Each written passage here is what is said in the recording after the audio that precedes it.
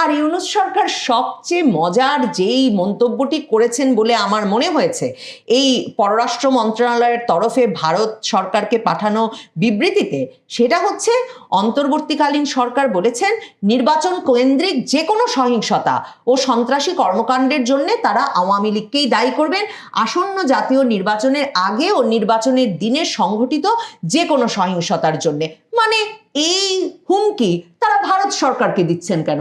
ভারত সরকার বাংলাদেশে নির্বাচনের আগে এবং পরে সহিংসতা ঠেকাতে সরকারের ব্যর্থতার দায় সরকার কোন রাজনৈতিক দলকে দেবে?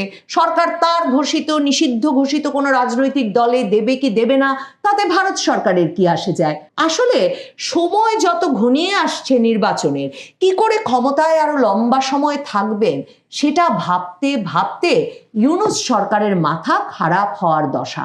এই এত কিছু যখন তাকে সামাল দিতে হচ্ছে, দেশের ভেতরে কি গন্ডগোল লাগিয়ে, কি আইন শৃঙ্খলা পরিস্থিতির অবনতি ঘটিয়ে, কাকে কি বুঝিয়ে শেষ পর্যন্ত নিজেদেরকে এক রকমের স্থায়িত্ব দেবেন, সে খেলায় যখন মত্ত ইউনূস সরকার, তখন কিনা ভারত শেখ হাসিনাকে একেবারে জনপরিসরে সংবাদ সম্মেলনে বের করে আনলো।